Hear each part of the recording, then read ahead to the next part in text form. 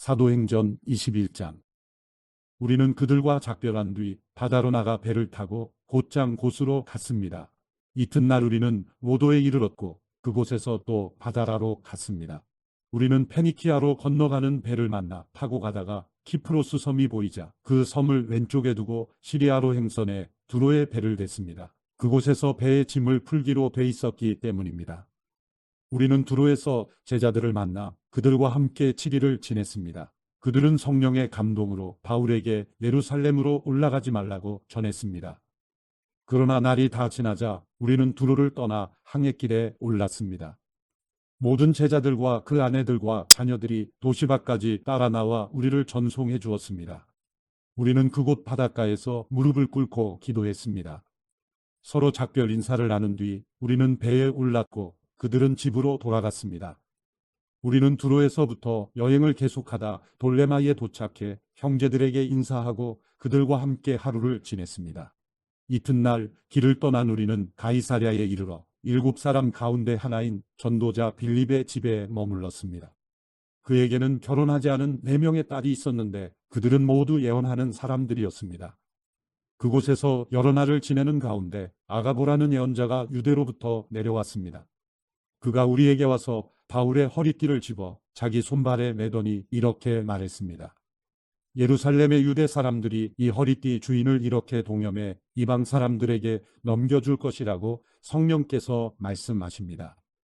우리는 이 말을 듣고 그곳 사람들과 함께 바울에게 예루살렘에 올라가지 말라고 간곡히 권했습니다. 그러자 바울이 대답했습니다. 왜 여러분은 울면서 내 마음을 아프게 합니까? 나는 주 예수의 이름을 위해 예루살렘에서 붙잡힐 것은 물론 죽을 각오도 돼 있습니다.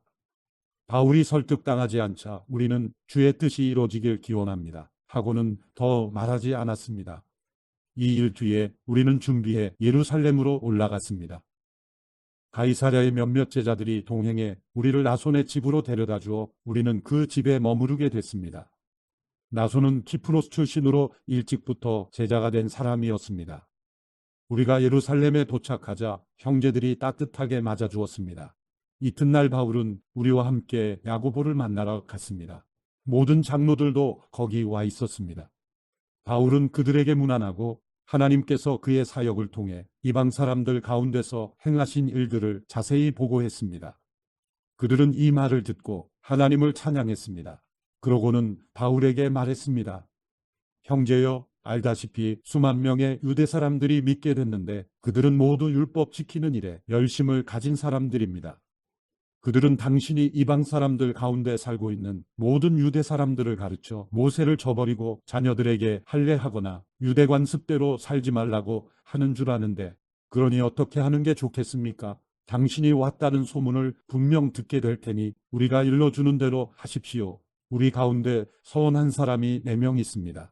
이 사람들을 데려가서 그 정결의식에 당신도 함께 참여하고 그들이 머리 깎는 비용을 대십시오. 그러면 당신에 대한 그런 소문이 사실이 아니며 당신 자신도 율법에 순종하며 살고 있음을 모든 사람이 알게 될 것입니다. 이방의 신자들에 대해서는 우리가 이미 그들에게 우상에 바쳐진 음식과 비와 목매어 죽인 짐승의 고기와 음행을 피하면 된다고 우리가 결정한 것을 편지로 썼습니다. 이튿날 바울은 그 사람들을 데리고 가서 그들과 함께 자기 몸을 정결하게 한 후 성전에 올라가 정결의식이 끝나는 날짜와 각 사람이 예물 바치는 날짜를 신고했습니다. 7일 동안의 정결기간이 거의 끝나갈 무렵 아시아 지방에서 온 몇몇 유대 사람들이 성전에서 바울을 보고 모든 사람을 선동해 그를 붙잡고 소리질렀습니다. 이스라엘 동포 여러분, 우리를 도와주시오. 이 사람은 가는 곳마다 모든 사람에게 우리 민족과 율법과 이곳 성전을 반대하며 가르칩니다. 게다가 성전에 그리스 사람들을 데려와 이 거룩한 곳을 더럽히고 있습니다. 그들은 전에 에베소 사람 드로비모가 바울과 함께 예루살렘에 있었던 것을 보고 바울이 그를 성전 안으로 데려갔을 것이라고 짐작했습니다. 그러자 온 도시가 소란해지더니 사람들이 몰려와 바울을 붙잡아 성전에서 끌어내었고 성전문은 곧 닫혔습니다. 그들이 바울을 죽이려고 하자 예루살렘 도시 전체에 난동이 일어났다는 소식이 로마 군대의 천부장에게 알려졌습니다. 그는 즉시 몇몇 백부장들과 군인들을 데리고 군중에게로 달려내려갔습니다. 난동을 일으킨 사람들이 천부장과 군인들을 보자 바울 때리던 것을 멈췄습니다. 천부장이 다가가 바울을 체포하고 2개의 쇠사슬로 묶으라고 명령했습니다. 그러고 나서 그가 누구며 또 무슨 일을 했는지 물었습니다. 군중이 제각각 다른 소리를 질렀습니다. 그래서 천부장은 소란만일 뿐 진상을 알 수 없는 까닭에 바울을 병영 안으로 끌고 가라고 명령했습니다. 바울이 층계에 이르자 군중이 더욱 난폭하게 굴어 군인들이 그를 둘러매고 가야 했습니다. 따라가는 군중은 계속 그를 없애버려라 하고 소리쳤습니다. 군인들이 바울을 병영 안으로 데리고 가려는데 바울이 천부장에게 제가 한 말씀 드려도 되겠습니까? 하고 물었습니다. 그리스 말을 할 줄 아시오? 그렇다면 당신은 얼마 전에 폭동을 일으켜 4,000명의 자객을 이끌고 광야로 나간 이집트 사람이 아니오? 바울이 대답했습니다. 나는 길리기아 지방의 다소에서 태어난 유대 사람으로 그 유명한 도시의 시민입니다. 제가 저들에게 한마디 전할 수 있도록 허락해 주십시오. 천부장의 허락을 받고 바울은 층계 위에 서서 군중들에게 손을 흔들어 조용하게 했습니다. 잠잠해지자 바울이 히브리 말로 연설을 했습니다. 사도행전 22장. 형제들과 어르신 되시는 동포 여러분, 이제 내가 해명하는 것을 잘 들어주시기 바랍니다. 그들은 바울이 히브리 언어로 말하는 것을 듣고는 이내 조용해졌습니다. 그러자 바울이 계속 말했습니다. 나는 길리기아 지방의 다소에서 태어난 유대 사람이지만 이 도시에서 자랐습니다. 나는 가말리엘의 지도 가운데 우리 조상들의 율법으로 엄격한 훈련을 받았고 오늘 여기 모인 여러분 못지않게 하나님께 대한 열심이 있었습니다. 그래서 나는 이 도를 따르는 사람들을 죽이기까지 핍박하며 남녀를 가리지 않고 모두 잡아다가 감옥에 집어넣었습니다. 그것은 대제사장과 모든 공회원들이 증언할 수 있을 것입니다. 나는 심지어 그들로부터 다메섹에 있는 형제들에게 보낼 공문을 얻어냈고 그곳에 있는 신자들을 붙잡아 예루살렘으로 데려와 처벌받게 하려고 다메섹으로 떠났습니다. 내가 다메섹에 가까이 다다르자 정오쯤 됐는데 갑자기 하늘에서 밝은 빛이 내 주위를 둘러 비추었습니다. 내가 땅에 풀썩 쓰러졌는데 한 음성이 내게 말씀하시는 것이 들렸습니다. 사울아, 사울아, 내가 왜 나를 핍박하느냐? 내가 물었습니다. 주여, 당신은 누구십니까? 그분이 내게 대답하셨습니다. 나는 내가 핍박하는 나사렛 예수다. 나와 함께 있는 사람들은 빛은 보았지만 내게 말씀하시는 분의 음성은 알아듣지 못했습니다. 내가 물었습니다. 주여, 제가 어떻게 해야 합니까? 주께서 말씀하셨습니다. 일어나 다메섹으로 들어가거라. 거기서 내가 할 일을 모두 일러줄 것이다. 그 빛의 광채로 인해 내 눈이 멀게 돼 함께 있던 사람들이 내 손을 잡고 다메섹으로 데려다 주었습니다. 그곳에 아나니아라는 사람이 살고 있었습니다. 그는 율법을 잘 지키는 경건한 사람으로 다메섹에 사는 모든 유대 사람들에게 깊은 존경을 받고 있었습니다. 그가 나를 찾아와 내 곁에 서서 말했습니다. 사울 형제, 다시 눈을 뜨시오. 바로 그 순간 나는 눈을 떠 그를 볼 수 있게 됐습니다. 그러자 아나니아가 말했습니다. 우리 조상들의 하나님께서 당신을 선택해 그분의 뜻을 알게 하시고 의로우신 그분을 보게 하시고 그분의 입에서 나오는 음성을 듣게 하셨습니다. 당신은 보고 들은 것을 모든 사람에게 전하는 그분의 증인이 될 것입니다. 그러니 이제 당신이 망설일 이유가 무엇입니까? 일어나서 세례를 받고 주의 이름을 불러 죄의 씻음을 받으시오. 그 후 내가 예루살렘으로 돌아와 성전에서 기도하고 있을 때였습니다. 나는 환상에 빠져 주께서 말씀하시는 것을 보았습니다. 서둘러 즉시 예루살렘을 떠나가라. 이곳 사람들은 내가 나에 대해 증언해도 받아들이지 않을 것이다. 내가 대답했습니다. 주여, 이 사람들은 내가 여러 회당들을 돌아다니며 주를 믿는 사람들을 감옥에 가두고 때렸다는 것을 압니다. 그리고 주의 증인 스데반이 피 흘릴 때 나도 그곳에 서서 그 일에 찬성하고 그를 죽이던 사람들의 옷을 지켜주었습니다. 그러자 주께서 내게 가거라, 내가 너를 저 멀리 이방 사람들에게 보낼 것이다 라고 말씀하셨습니다. 사람들은 바울의 말을 이 대목까지 듣고 있다가 소리 높여 외쳤습니다. 저 사람을 세상에서 없애버리자. 저런 놈은 그냥 살려둘 수 없다. 그들이 소리를 지르고 자기 옷을 벗어던지며 공중에 흙을 뿌리자 천부장이 바울을 병영 안으로 들이라고 명령했습니다. 그는 사람들이 왜 이처럼 바울에게 소리를 지르는지 알아내려고 그를 채찍질하고 신문하라고 지시했습니다. 바울은 군인들이 자기를 채찍질하려고 묵자 거기 서 있던 백부장에게 말했습니다. 아직 판결을 받지 않은 로마 시민을 채찍질하는 것이 합법한 것입니까? 백부장은 이 말을 듣고 천부장에게 가서 그대로 보고하며 물었습니다. 어떻게 하시렵니까? 이 사람이 로마 시민이랍니다. 천부장이 바울에게 와서 물었습니다. 말해보시오. 당신이 정말 로마 시민이요? 바울이 대답했습니다. 그렇소. 그러자 천부장이 말했습니다. 나는 많은 돈을 들여 로마 시민권을 얻었소. 그러자 바울이 대답했습니다. 나는 태어나면서부터 로마 시민이었소. 바울을 신문하려던 사람들이 이 말을 듣고 곧 물러갔습니다. 천부장도 바울이 로마 시민이라는 사실을 알고 그를 결박한 일로 두려워했습니다. 이튿날 천부장은 바울이 왜 유대 사람들에게 고소를 당했는지 정확히 알아보려고 대제사장들과 온 공회를 소집하고 바울을 풀어서 그들 앞에 데려오게 했습니다. 사도행전 23장. 바울은 공회를 똑바로 쳐다보며 말했습니다. 내 형제들이여, 나는 오늘까지 모든 선한 양심으로 하나님을 위해 살아왔습니다. 이 말에 대제사장 아나니아는 바울 곁에 서 있던 사람들에게 그 입을 치라고 명령했습니다. 그러자 바울이 그에게 말했습니다. 하나님께서 당신을 치실 것이요. 당신은 회칠한 무덤과 같소. 당신은 거기 앉아 율법에 따라 나를 심판하면서 도리어 당신 자신은 율법을 어기고 나를 치라고 명령하고 있지 않소. 바울 곁에 서 있던 사람들이 말했습니다. 어디 감히 하나님의 대제사장을 모욕하느냐? 바울이 대답했습니다. 형제들이여, 나는 그가 대제사장인 줄 몰랐습니다. 기록되기를 내 백성의 지도자를 모욕하지 말라고 했으니 말입니다. 그때 바울은 모인 사람들 가운데 일부가 사두개파이고 다른 일부는 바리새파임을 알고 공회에서 크게 외쳤습니다. 내 형제들이여, 나는 바리새파 사람이며 바리새파 사람의 아들입니다. 나는 지금 죽은 사람들이 부활할 것이라는 소망 때문에 재판을 받고 있습니다. 그가 이렇게 말하자 바리새파 사람들과 사두개파 사람들 사이에서 논쟁이 일어나 회중은 반으로 나뉘었습니다. 사두개파 사람들은 부활이 없으며 천사나 영도 없다고 주장하는 반면 바리새파 사람들은 그 모든 것을 인정했기 때문입니다. 그래서 큰 소동이 일어났습니다. 바리새파 율법학자 몇몇이 일어나 격렬하게 논쟁하며 말했습니다.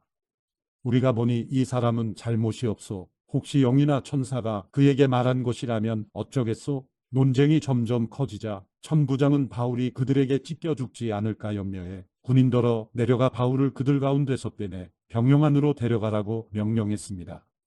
그날 밤 주께서 바울 곁에 서서 말씀하셨습니다. 담대하여라. 내가 예루살렘에서 나에 대해 증언한 것 같이 로마에서도 나에 대해 증언해야 할 것이다. 이튿날 아침 유대 사람들이 음모를 꾸미고 바울을 죽일 때까지는 먹지도 마시지도 않겠다고 맹세했습니다. 이러한 음모에 40명이 넘는 남자들이 가담했습니다. 그들은 대제사장들과 장로들에게 가서 말했습니다. 우리가 바울을 죽이기 전에는 아무것도 먹지 않겠다고 굳게 맹세했습니다. 그러니 여러분과 공회는 그 사건에 대해 우리가 더 정확히 알아보고 싶다는 핑계를 대고 그 사람을 여러분 앞에 데려올 수 있도록 천부장께 탄원해 주십시오. 그가 이곳에 도착하기 전에 죽일 수 있도록 준비해 두었습니다. 그런데 바울의 조카가 이 음모에 대해 듣고 병영으로 들어가서 바울에게 말해 주었습니다. 그러자 바울은 백부장 한 사람을 불러 말했습니다. 이 청년을 천부장께 데려다 주시오. 천부장께 전할 말이 있답니다. 그래서 그는 청년을 천부장께 데려다 주었습니다. 백부장이 말했습니다. 죄수 바울이 저를 불러 이 청년을 천부장님께 데려다 주라고 부탁했습니다. 이 사람이 천부장님께 전할 말이 있답니다. 천부장은 청년의 손을 잡고 한쪽으로 데려가서 물었습니다. 내가 전하려는 말이 무엇이냐? 그 청년이 말했습니다. 유대 사람들이 바울에 대해 더 정확하게 알아보고 싶다는 핑계로 내일 공회에 그를 데리고 나오도록 천부장님께 부탁하자고 합의했습니다. 그들의 말을 들어주시면 안 됩니다. 40명이 넘는 사람들이 숨어서 바울을 기다리고 있습니다. 그들은 바울을 죽이기 전까지는 먹지도 마시지도 않겠다고 맹세한 사람들입니다. 천부장은 청년을 보내면서 내게 이렇게 보고했다고 아무에게도 말하지 마라 하고 당부했습니다. 그러고 나서 천부장은 백부장 2명을 불러 명령했습니다. 보병 200명, 마병 70명, 창을 쓰는 병사 200명을 파견대로 무장시켜 오늘 밤 9시에 가이사랴로 떠날 준비를 하라. 또 바울을 벨릭스 총독에게 안전하게 호송할 수 있도록 그를 태울 짐승도 마련하라. 그러고 나서 천부장은 이렇게 편지를 썼습니다. 글라우디오 루시아가 벨릭스 총독 각하께 문안드립니다. 이 사람은 유대 사람들에게 붙잡혀 거의 죽을 뻔했습니다. 그러나 그가 로마 시민임을 알고 제가 군대를 동원해 그를 구해냈습니다. 그들이 왜 이 사람을 고소하는지 알고 싶어서 유대 사람의 공회에 데려가 보았습니다. 그런데 알고 보니 그 고소는 그들의 율법에 관한 문제였지 사형이나 징역에 해당되는 죄목은 없었습니다. 이 사람을 반대하는 음모가 진행되고 있다는 보고를 듣고 바로 각하께 이 사람을 보냅니다. 고소인들에게는 그에 대한 사건을 각하께 상정하라고 명령해 두었습니다. 그리하여 군인들은 그 명령을 수행해 밤중에 바울을 데리고 안디바드리까지 갔습니다. 이튿날 그들은 마병에게 바울을 호송하게 하고 자기들은 병영으로 돌아갔습니다. 마병들은 가이사랴에 도착하자 총독에게 편지를 전하고 바울을 넘겨주었습니다. 총독은 편지를 읽어본 뒤 그에게 어느 지방 출신이냐고 물었습니다. 길리기아 출신임을 알게 된 총독은 바울에게 말했습니다. 너를 고소하는 사람들이 이곳에 도착하는 대로 내 변명을 듣도록 하겠다. 그러고 나서 그는 바울을 헤롯의 관저에 가둬 지키라고 명령했습니다.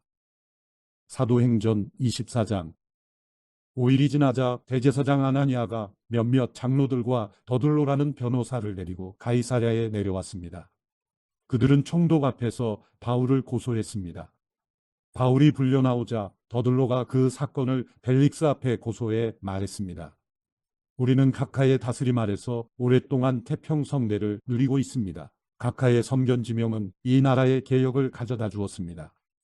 벨릭스 각하, 저희는 언제 어디서나 이것에 대해 깊은 감사를 드리고 있습니다.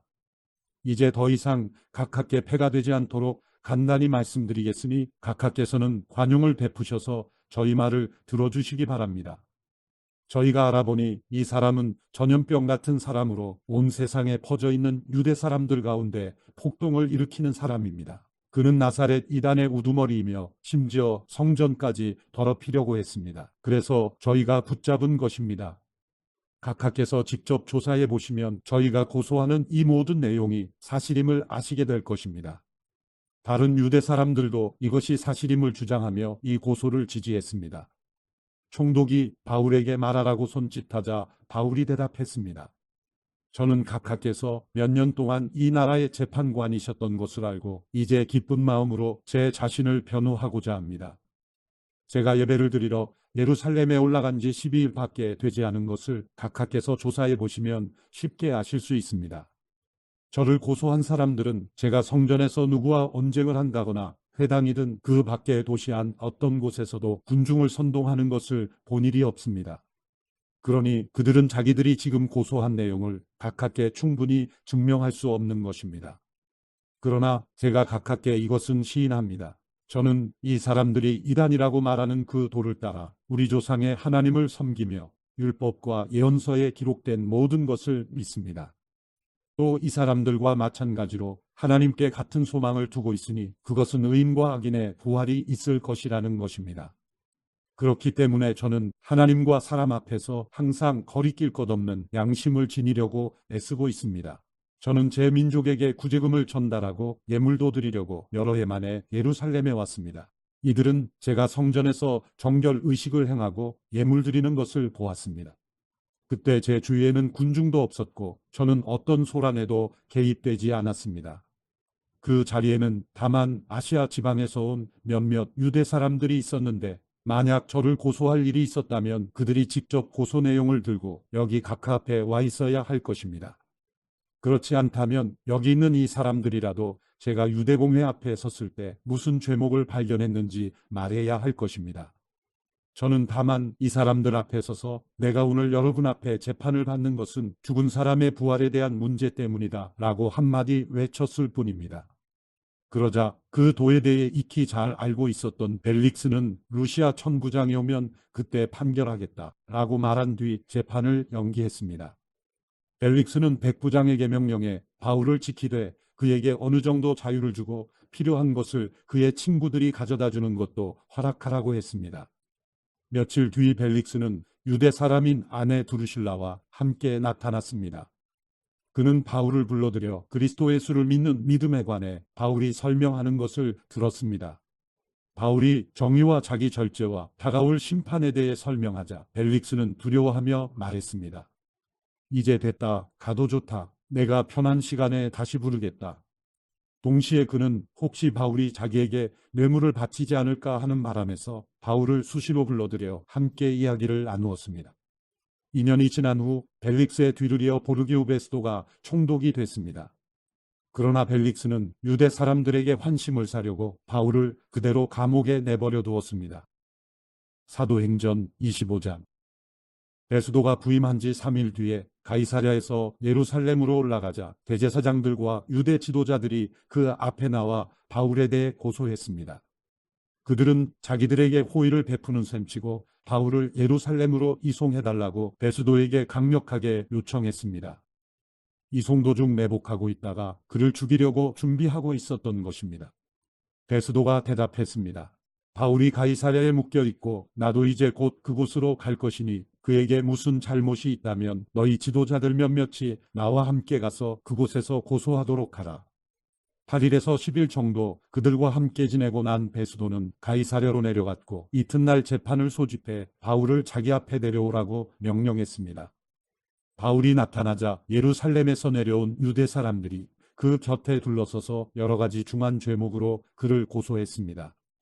그러나 죄를 입증할 만한 증거는 되지 못했습니다. 그러자 바울이 자신을 변론했습니다. 나는 유대 사람의 율법이나 성전이나 가이사에게 죄 지은 것이 전혀 없습니다. 베스도는 유대 사람들의 환심을 사고자 바울에게 말했습니다. 내가 예루살렘으로 올라가 이 고소들에 대해 내 앞에서 재판을 받겠느냐? 바울이 대답했습니다. 내가 지금 가이사의 법정에 섰으니 당연히 여기서 재판을 받아야 할 것입니다. 총독께서도 잘 아시다시피 나는 유대 사람들에게 잘못한 일이 없습니다. 그러나 만약 내가 사형받을 만한 죄를 지었다면 죽음을 달게 받겠습니다. 그러나 이 유대 사람들이 나를 고소한 내용이 사실이 아니라면 어느 누구도 나를 그들에게 넘겨줄 권리가 없습니다. 나는 가이사에게 상소합니다. 베스도는 배심원들과 상의하고 난 뒤 말했습니다. 내가 가이사에게 상소했으니 가이사에게로 가야 할 것이다. 며칠 뒤 아그리빠 왕과 버니게가 베스도에게 문안하러 가이사랴에 도착했습니다. 그들이 그곳에서 여러 날을 지내고 있었기 때문에 베스도는 바울의 사건에 대해 왕과 논의하게 됐습니다. 베스도가 말했습니다. 이곳에 벨릭스가 죄수로 가둬놓은 사람이 있는데 내가 예루살렘에 갔을 때 대제사장들과 유대 장로들이 그를 고소하고 유죄 판결을 내려달라고 청원했습니다. 고소인들과 맞닥뜨려 그 고소한 내용에 대해 스스로 변호할 기회를 갖기 전까지는 어느 누구든 넘겨주는 것이 로마 관례가 아니라고 설명해 주었습니다. 그래서 그들이 나와 함께 여기 오게 됐고 나는 그 사건을 연기하지 않고 바로 그 다음날 법정을 열어 그 사람을 데려오게 했습니다. 그러자 고소인들이 일어나서 말했는데 그들이 고소한 것은 내가 짐작했던 죄가 아니었습니다. 그들의 논쟁거리는 그저 그들의 종교와 예수라고 하는 죽은 사람에 대한 것이었습니다. 바울은 예수가 다시 살았다고 주장하고 있었습니다. 나는 이 사건을 어떻게 해결할까 망설이다가 그에게 예루살렘으로 가서 이 고소에 대해 재판받을 마음이 있냐고 물어보았습니다. 그랬더니 바울은 로마 황제의 판결을 받겠다고 상소해서 내가 그를 황제께 보낼 때까지 붙들어 두라고 명령했습니다. 그러자 아그리빠가 베스도에게 말했습니다. 내가 직접 그 사람의 말을 들어보고 싶습니다. 그러자 베스도는 내일 한번 들어보십시오 라고 대답했습니다.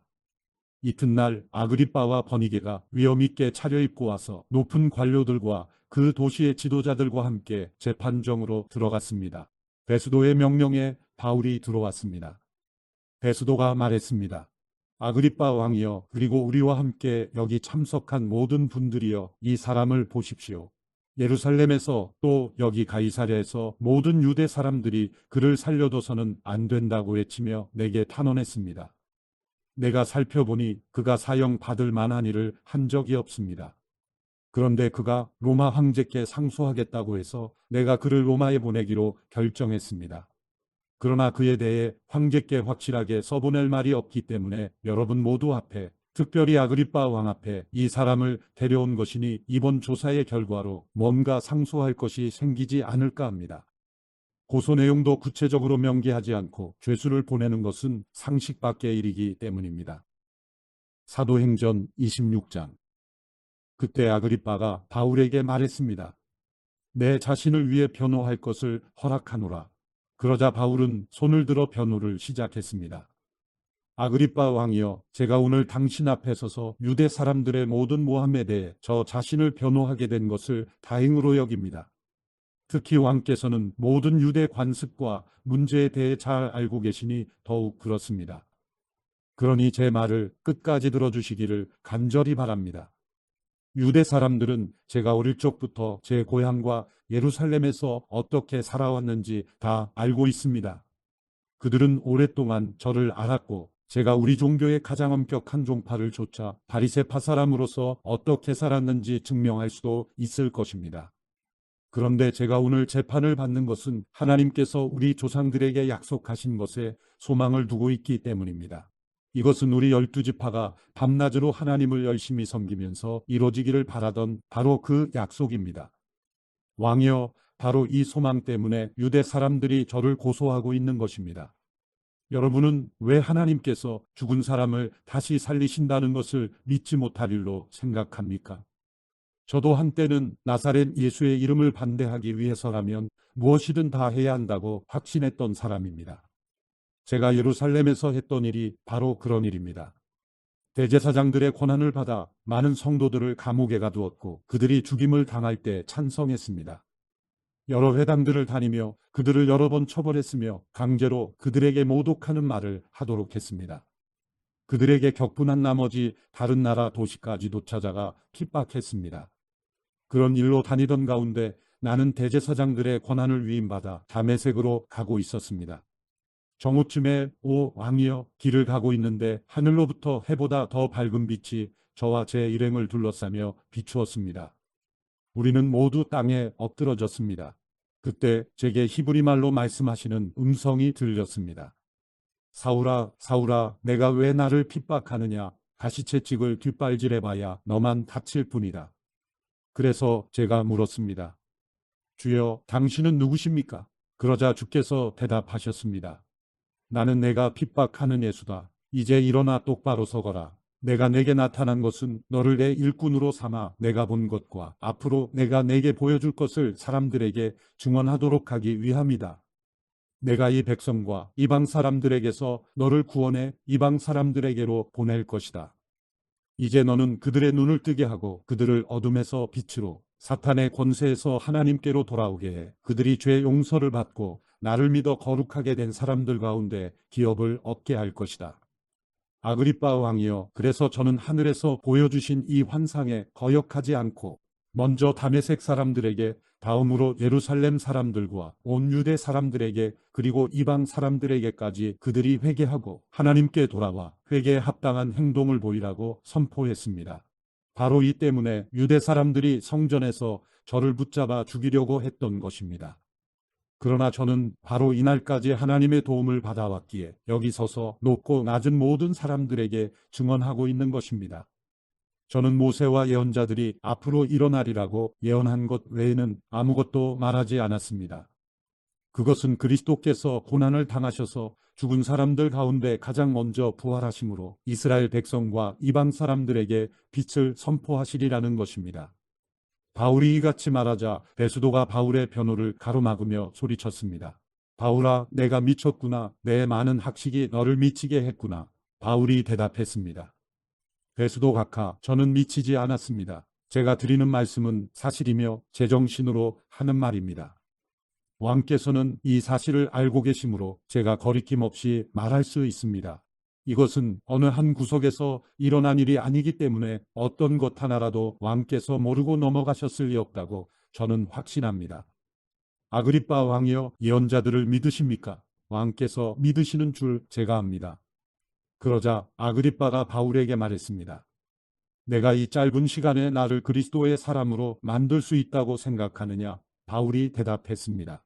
짧은 시간이든 긴 시간이든 왕뿐 아니라 오늘 제 말을 듣고 있는 모든 분들이 이 쇠사슬을 제외하고는 저처럼 되기를 하나님께 기도합니다. 그러자 아그리빠 왕이 일어났고 베스도 총독과 버니게 그리고 그들과 함께 앉아있던 사람들도 다 일어났습니다. 그들은 밖으로 나가면서 이 사람은 사형이나 징역을 받을 만한 일은 하지 않았다라고 서로 말했습니다. 아그리빠는 베스도에게 이 사람이 황제께 상소하지만 않았더라도 석방될 수 있었을 것이요 라고 말했습니다. 사도행전 27장. 우리가 이탈리아로 배를 타고 가도록 결정이 나자 바울과 다른 죄수들은 황제 부대에 소속된 율리오라는 백부장에게 넘겨졌습니다. 우리는 아시아 지방의 해변을 따라 항해하게 될 아드라무떼노 호를 타고 바다로 출항했습니다. 데살로니가 출신의 마케도니아 사람 아리스다고가 우리와 동행했습니다. 이튿날 우리는 시돈에 닿았습니다. 율리오는 바울에게 친절을 베풀어 그가 친구들에게 가서 필요한 것을 공급받을 수 있도록 허락해 주었습니다. 시돈에서 우리가 계속 항해할 때 역풍이 불었기에 우리는 키프로스 해안을 끼고 항해하게 됐습니다. 길리기아와 밤빌리아 앞바다를 지나서 루기아 지방의 무라에 상륙했습니다. 그곳에서 백부장은 이탈리아로 가는 알렉산드리아 호를 찾아 우리를 그 배에 태웠습니다. 우리는 여러 날 동안 느린 항해 끝에 가까스로 니도 앞바다에 도착했습니다. 그러나 바람이 불어 우리 항로를 지키지 못하고 살몬의 맞은편 크레타 섬을 끼고 간신히 해안가를 따라 움직여 라세아 도시에서 가까운 아름다운 항구라는 곳에 이르렀습니다. 많은 시간이 소모되고 금식하는 절기도 지났기 때문에 항해가 위험해졌습니다. 그래서 바울이 사람들에게 충고했습니다. 여러분, 내가 보니 우리가 이렇게 계속 항해하다가는 재난에 빠지고 배와 짐이 큰 손실을 입을 뿐 아니라 우리 목숨도 위태로울 것입니다. 그러나 백부장은 바울의 말보다는 선장과 선주의 말을 더 따랐습니다. 그 항구는 겨울을 나기에 적당하지 않았기 때문에 대다수의 사람들이 베닉스에 가서 겨울을 날 수 있기를 바라는 마음에 계속 항해하자고 했습니다. 베닉스는 크레타 섬에 있는 항구 도시로 남서쪽과 북서쪽을 향하고 있었습니다. 부드러운 남풍이 불기 시작하자 그들은 자기들이 바라던 대로 됐다고 생각했습니다. 그래서 그들은 닻을 올리고 크레타 섬 해안을 따라 항해했습니다. 그런데 얼마 지나지 않아 그 섬으로부터 유라굴로라는 태풍이 불어닥쳤습니다. 배가 폭풍에 휘말려 방향을 잡을 수가 없었습니다. 그래서 우리는 배가 가는 대로 내맡기고 표류하다가 가우다라는 작은 섬 아래쪽을 따라 지나면서 간신히 거룻배를 바로잡을 수 있었습니다. 선원들은 그 배를 끌어올리고 아래로 밧줄을 내려보내 선체를 둘러맸습니다. 그대로 가다가는 배가 스르디세 안의 모래언덕에 처박힐까 두려워 그들은 닻을 내려 배가 표류하게 했습니다. 우리는 폭풍에 몹시 시달리다 못해 이튿날에는 선원들이 짐을 바다에 던져넣기 시작했습니다.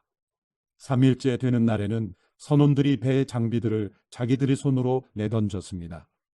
여러 날 동안 해와 별도 나타나지 않고 폭풍만 계속 불어닥치자 결국 우리는 구조될 모든 소망을 포기했습니다.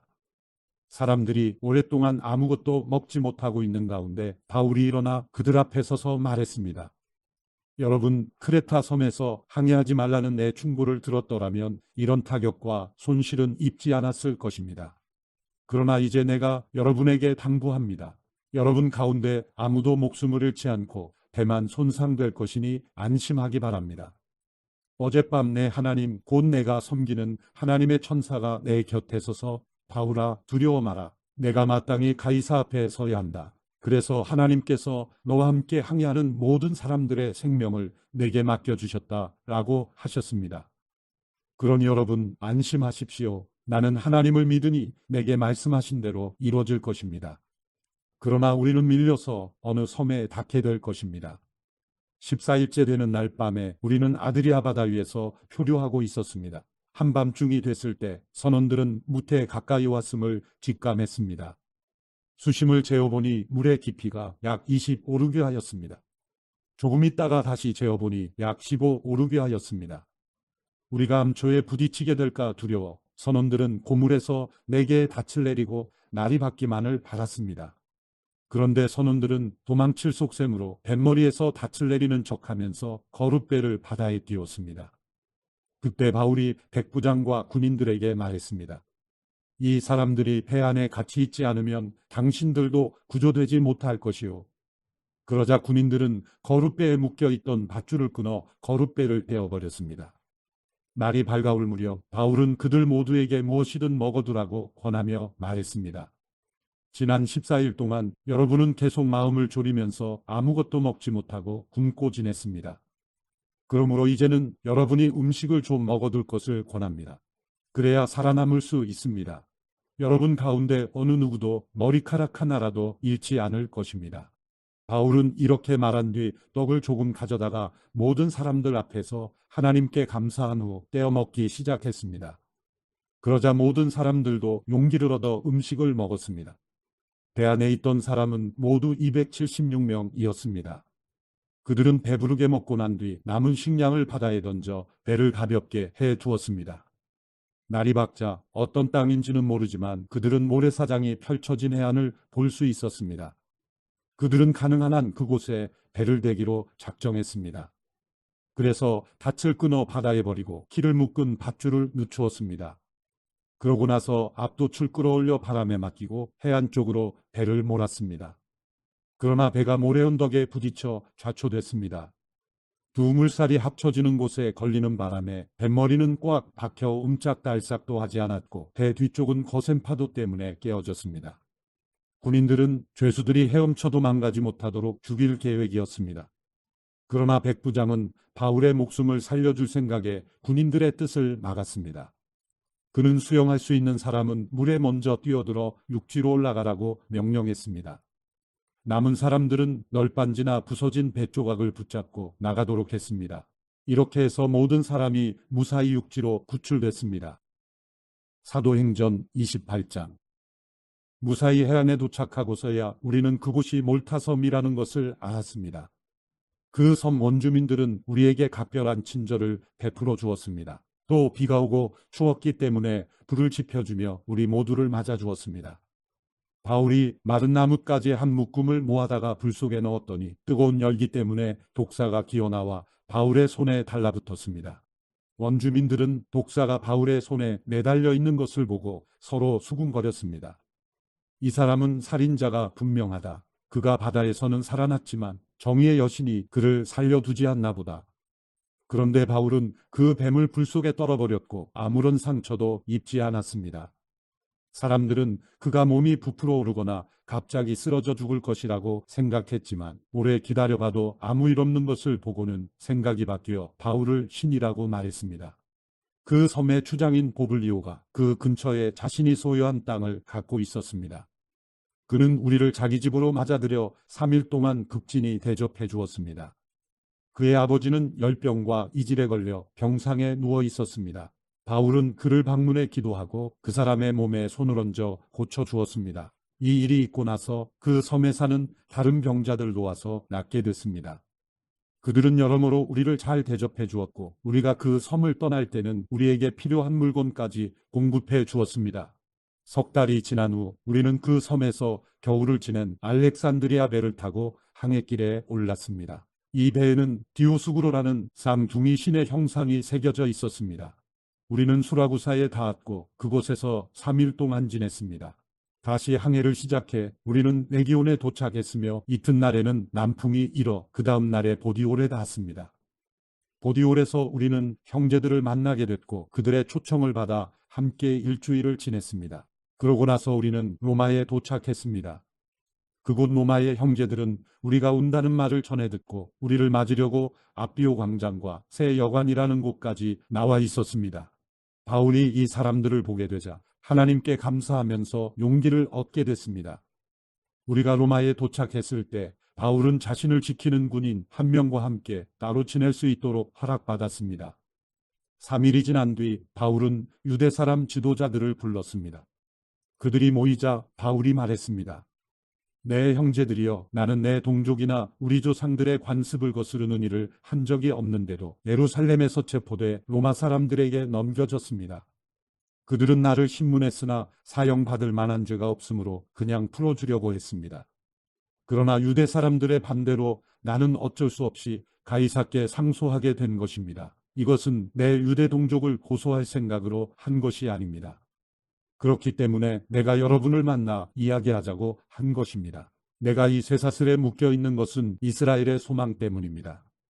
유대 사람들이 바울에게 대답했습니다. 우리는 당신에 대해서 유대로부터 편지를 받은 적도 없고 그곳에서 온 형제들도 당신에 대해 나쁘게 보고하거나 말한 적이 없습니다. 그러나 우리는 당신의 생각을 듣고자 합니다. 이 종파에 대해서는 어디에서든 반대가 있음을 알기 때문입니다. 그들이 바울을 만날 날짜를 정하고 많은 사람들이 그의 숙소로 찾아왔습니다. 그는 아침부터 저녁까지 그들에게 하나님 나라에 대해 증언했고 모세의 율법과 예언서들로부터 예수에 관해 설득시키려고 했습니다. 어떤 사람들은 바울의 말을 믿었지만 믿지 않는 사람들도 있었습니다. 그들이 서로 의견이 엇갈린 채 떠나려 하자 바울이 한마디 덧붙였습니다. 성령께서 예언자 이사야를 통해 여러분의 조상들에게 하신 말씀이 옳습니다. 이 백성들에게 가서 말하라. 너희가 듣기는 들어도 깨닫지 못하고 너희가 보기는 보아도 알지 못할 것이다. 이 백성들의 마음이 무뎌지고 귀는 듣지 못하고 눈은 감겨 있다. 이는 그들이 눈으로 보고 귀로 들으며 마음으로 깨닫고 내게 돌아와 고침을 받지 못하게 하려는 것이다. 그러므로 여러분은 하나님의 구원이 이방 사람들에게로 갔다는 것을 알아야 합니다. 그들은 듣게 될 것입니다. 바울은 만 2년 동안 자기 셋집에 머물면서 자신에게 찾아오는 모든 사람을 맞아들여 어떠한 방해도 받지 않고 담대하게 하나님 나라를 선포하고 주 예수 그리스도에 관한 것을 가르쳤습니다.